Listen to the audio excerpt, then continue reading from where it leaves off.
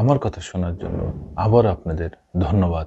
ভারতের সংসদে সেখানেও বাংলাদেশকে নিয়ে আলোচনা হচ্ছে। ভারত এই বাংলাদেশের পরে চেপে বসার জন্যে, তার ঘাড়ের পরে, বাংলাদেশের ঘাড়ের পরে উঠার জন্যে সংসদেও আলোচনা করতেছেন। আর বিভিন্ন সময় বিভিন্ন নেতারা তো বিভিন্ন হুমকি ধামকি দিয়েই যাচ্ছেন। বিগত 15 বছর আওয়ামী লীগের শাসনামলে ভারত শুধু নিয়েই গেছে মাগনা, কিন্তু বাংলাদেশে কিছুই দেয়নি। বাংলাদেশ যা নিছে সব কসকসে মাগনা নেয়নি, সব কসকসে টাকা দিয়ে নিয়েছে। এখন তারা কিছুই নিতে পারছে না।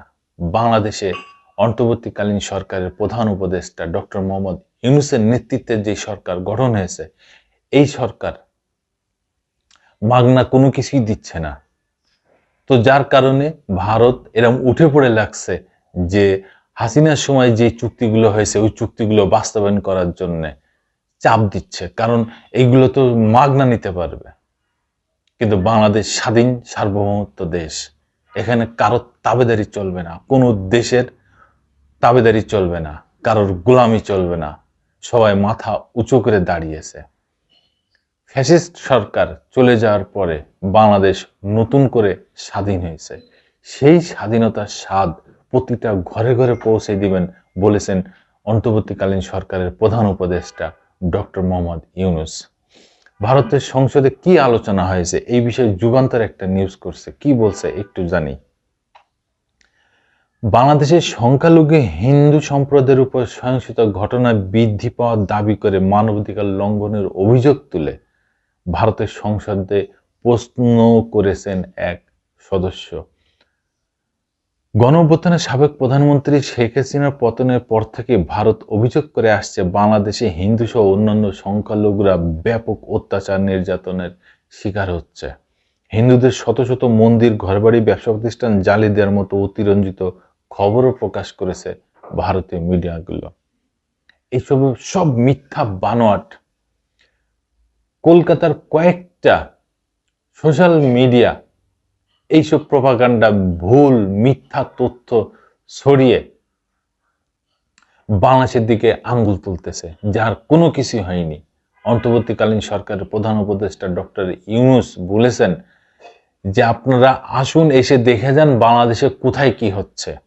বাংলাদেশের যেই সনাতন ধর্মী সমাজ আছে, যে হিন্দু সমাজ আছে, তারা প্রতি মুহূর্তে বলে যাচ্ছে যে আমরা মুসলমানরা যেমন ভালো আছে বাংলাদেশে, হিন্দুরাও ঠিক তেমনই সমান অধিকার নিয়ে তারা ভালো আছে। এইসবের জবাবে অন্তর্বর্তী সরকারের প্রধান উপদেষ্টা ডক্টর মোহাম্মদ ইউনূস ভারতীয় সাংবাদিকদের বাংলাদেশে এসে সরজমিনে প্রতিবেদন করার আহ্বান জানিয়েছিলেন, কিন্তু তা সত্ত্বেও তাদের প্রপাগান্ডামূলক প্রচারণা বন্ধ হয়নি। এর মধ্যে বাংলাদেশ সনাতনী জাগরণ মঞ্চের মুখপাত্র চিন্ময় কৃষ্ণ দাস দেশদ্রোহিতার অভিযোগে গ্রেপ্তার হওয়ার পর ভারত আবারও সংখ্যালঘু ইস্যু নিয়ে দৌড়ঝাঁপ শুরু করেছে। এইসবের মধ্যেই বৃহস্পতিবার দেশটির সংসদে বাংলাদেশ নিয়ে আলোচনা হয়েছে। সংবাদ মাধ্যম এনটিডি জানিয়েছে, লোকসভা বেশ কয়েকজন সংসদ বাংলাদেশ নিয়ে কথা বলেন। তারা জিজ্ঞেস করেন বাংলাদেশে হিন্দু মন্দির ও প্রতিমা ভাঙচুরের ঘটনা বেড়েছে কিনা। ভারত সরকার এই বিষয়টি বাংলাদেশের অন্তর্বর্তী সরকারের কাছে উত্থাপন করেছেন কিনা। এইসব প্রশ্নের জবাবে ভারতীয় পররাষ্ট্র প্রতিমন্ত্রী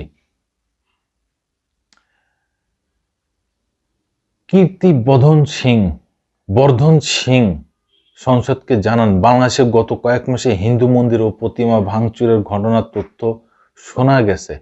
ভারতীয় সরকার এই ব্যাপারে নিজেদের উদ্বেগ কথা জানিয়েছেন, যার মধ্যে রয়েছে তাঁতীবাজারের পূজা মণ্ডপে হামলা, সাতক্ষীরার কালী মন্দির থেকে দুর্গাপূজার সময় সোনার মুকুট চুরির ঘটনা। ভারত সরকার বাংলাদেশ সরকারকে হিন্দু সহ সব সংখ্যালঘুর প্রার্থনাস্থলে নিরাপত্তা নিশ্চিতের আহ্বান জানিয়েছেন।